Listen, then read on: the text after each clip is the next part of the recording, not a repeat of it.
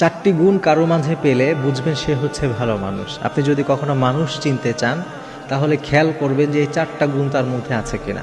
আপনি কাউকে আপনার জীবন সঙ্গী করবেন, আপনি কাউকে আপনার বন্ধু বানাবেন, আপনি কারোর সাথে ব্যবসা করবেন, প্রত্যেকটা ক্ষেত্রে এই চারটি গুণ যদি কারো মাঝে থাকে আপনি বুঝবেন যে মানুষটা একটা ভালো মানুষ।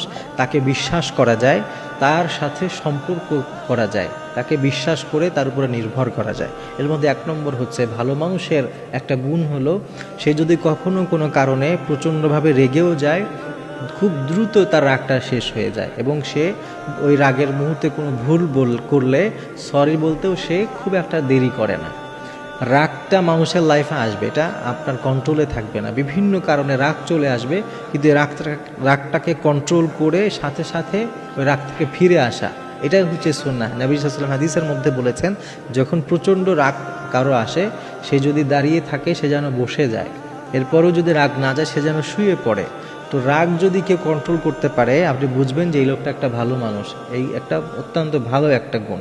এরপরে 2 নম্বর হচ্ছে যেই মানুষটা ভালো তার একটা চমৎকার গুণ হচ্ছে তার মাঝে কাউকে ঠকানোর চিন্তা কখনো আসে না। সে কাউকে ঠকিয়ে জিততে চায় না, সে প্রয়োজনে হেরে যাবে কিন্তু কাউকে ঠকাবে না। এই গুণটা যদি কারো মাঝে আপনি দেখতে পান তাহলে বুঝবেন এই লোকটা একটা পিওর খাঁটি মানুষ, এই লোকটাকে বিশ্বাস করা যায়। অনেক সময় মানুষ এমন আছে নিজে জেতার জন্য অন্যকে ঠকায়।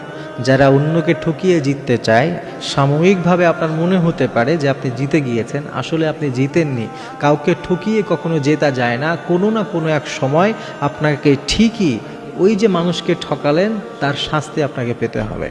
এজন্য কাউকে ঠকাবেন না ইনশাআল্লাহ। এটা একটা মারাত্মক গুণ যে কাউকে ঠকানোর সে চিন্তা করে না, যদিও সে নিজে হেরে যায়। এরপরে 3 নম্বর আর একটা গুণ হচ্ছে সে সবসময় এই চেষ্টা থাকে, তার মাঝে এই চেষ্টাটা থাকে যে আমার কারণে যেন অন্য কেউ কষ্ট না পায়। এটা একটা ভালো মানুষের অত্যন্ত চমৎকার বৈশিষ্ট্য, একটা গুণ। আপনি যদি কখনো দেখেন কারো মাঝে এই গুণ আছে যে সে সবসময় তার কথায় তার আচরণে সবসময় সে এই ব্যাপারটা খেয়াল রাখে যে আমার কথায় আমার আচরণে আমার কোনো কাজে বা কর্মে অন্য একটা মানুষ যেন কষ্ট না পায়। যদি এই গুণটা কারো মাঝে থাকে তাকে আপনি চোখ বন্ধ করে বিশ্বাস করতে পারেন, কারণ সে একটা অত্যন্ত ভালো একজন মানুষ হবে। আর 4 নম্বর হচ্ছে যেই মানুষটা নিজে অন্যকে হেল্প করতে গিয়ে নিজেই বিপদে পড়ে যায়। অনেক সময় আছে দেখবেন ভালো মানুষের এটা একটা গুণ যে অন্যের দুঃখ অন্যের কষ্ট সে সহ্য করতে পারে না, আগে পিছে কি হবে কোনো কিছু চিন্তা না করে সে তার বিপদে এগিয়ে আসে, হেল্প করতে ঝাঁপিয়ে পড়ে, এরপরে সে নিজে একটা বিপদে পড়ে যায়। তো এই 4টা গুণের কথা যে বললাম, এই 4টা গুণ হচ্ছে ভালো মানুষের গুণ। এই গুণগুলো আমরা নিজেরাও আমাদের হৃদয়ে আমাদের